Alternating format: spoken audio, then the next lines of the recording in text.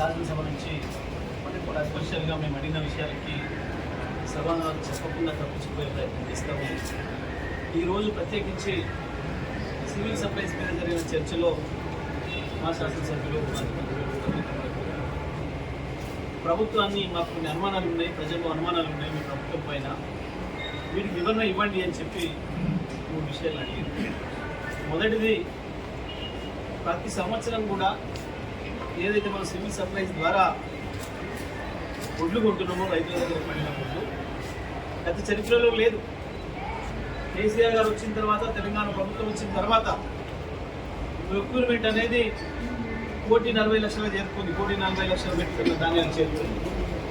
సమైక్య ఆంధ్రప్రదేశ్ నుంచి తెలంగాణ వచ్చినాడు కేవలం 2 పంటలకు కలిపి 24-25 లక్షల మెట్రిక్ ధాన్యమే కొనుగోలు చేసేది.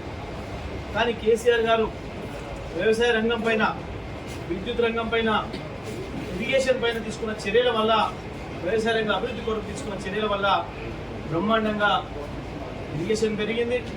విద్యుత్తుతోని 24 గంటల విద్యుత్తుతోని రైతాంగంలో ఉత్సాహం పెరిగింది. భూగర్భ జలాలు పెరిగినాయి. దాంతో దాదాపు 1 ఎకరాలకు పైగా సాగులోకి వచ్చి ఇవాళ దాదాపు 3 కోట్లకు పైగా మెట్రిక్ ధాన్యాన్ని తెలంగాణ రైతాంగం పండిస్తాం.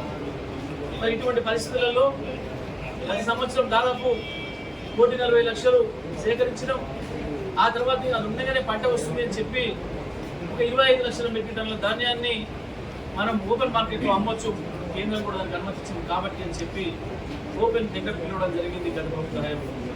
కానీ ధర సరిగా రానందున 1,800 రూపాయలు రావడం వల్ల దాన్ని ఆ రోజు క్యాన్సిల్ చేయమని చెప్పి దానికి కొంచెం ధర ఎక్కువ వస్తే మాట్లాడడం తీసుకుని ఇద్దాం అని చెప్పి.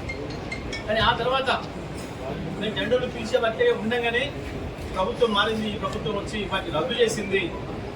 రద్దు చేసి టెండర్లు ఏ పద్ధతిలో పెట్టిండ్రో, ఏ పద్ధతిలో పిలిచిండ్రో, ఎవరు దాంట్లో పార్టిసిపేట్ చేసిండ్రో ఎక్కడ కూడా పారదర్శకంగా చెప్పకుండా కొద్దిమంది ఒక 4 వచ్చి మిల్లర్లందరినీ పిలిచి, మేము టెండర్లలో మేము తీసుకున్నాం ధాన్యం, మీ మిల్లులలో ధాన్యం తీసుకున్నాం, మీ ధాన్యం మాకు అక్కర లేదు, 2,250 రూపాయలు చొప్పున మాకు డబ్బులు ఇవ్వండి మీ దగ్గర ఉన్న ధాన్యానికి అని చెప్పి అడగడం జరిగింది.